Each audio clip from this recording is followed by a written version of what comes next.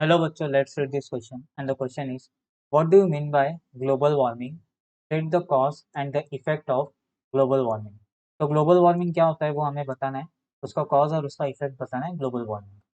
तो यहाँ पे जो की कॉन्सेप्ट है, की कॉन्सेप्ट इज ग्लोबल वार्मिंग। की कॉन्सेप्ट इज ग्लोबल वार्मिंग। ना हम एक्सप्लेनेशन से स्टार्ट करते हैं। Let start with explanation. तो ग्लोबल वार्मिंग का मतलब क्या होता है? ग्लोबल वार्मिंग का मतलब होता है it is a phenomena it is a phenomena it is a phenomena in which, ये एक फिनोमिना है in which gradual increase gradual increase in the temperature in the temperature of of earth surface of earth surface. मतलब जब earth surface का temperature increase हो रहा है तो उसी फिनोमिना को क्या बोलते हैं हम? ग्लोबल वार्मिंग बोलते हैं। नाउ ग्लोबल वार्मिंग क्यों होता है? This is this is occur this is occur due to the human activities due to the human activities such as such as deforestation, such as such as pollution pollution such as pollution के बाद deforestation and etcetera. उसी के कारण global warming हो रहा है जिसमें अर्थ surface का टेम्परेचर राइज हो रहा है। उसी को हम क्या बोलते हैं? सडनली राइज हो रहा है, उसी को हम क्या बोलते हैं? ग्लोबल वार्मिंग बोलते हैं। और इसका सबसे बड़ा कारण है ग्रीन हाउस गैसेज। अब ये होता कैसे है? तो जो ग्रीन हाउस गैसेज होते हैं, green house gases such as methane methane and carbon dioxide, ये जब रिलीज होते हैं, ये रिलीज होते हैं एटमोसफियर में, रिलीज इनटू द एटमोसफियर। तो ये क्या करते हैं? They trap they trap the UV rays UV rays which is which is reflected back which is reflected back from earth surface from earth surface from earth surface। और इसी के कारण इसको क्या बोलते हैं हम? इसी के कारण इसको हम क्या बोलते हैं? इसी के कारण क्या होता है? वो ट्रैप करते हैं यूवी लाइट को एटमोसफियर में, जिसके कारण it increase it increase in temperature of earth surface, जिसको हम क्या बोलते हैं? जिसको हम बोलते हैं ग्लोबल वार्मिंग बोलते हैं। क्या बोलते हैं? Global warming. अब ग्लोबल वार्मिंग का अगर हम कॉज देखें तो कॉज क्या क्या है? ग्लोबल वार्मिंग के कॉजेस है ग्लोबल वार्मिंग के कॉजेस है। सबसे पहला कॉज है मैन मेड कॉज, जैसे कि है deforestation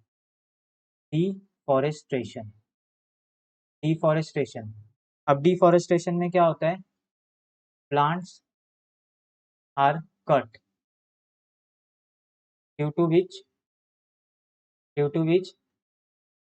CO2 which is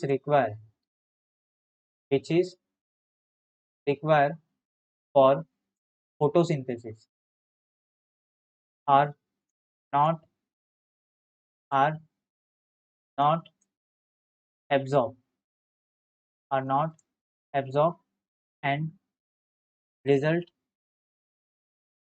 in increasing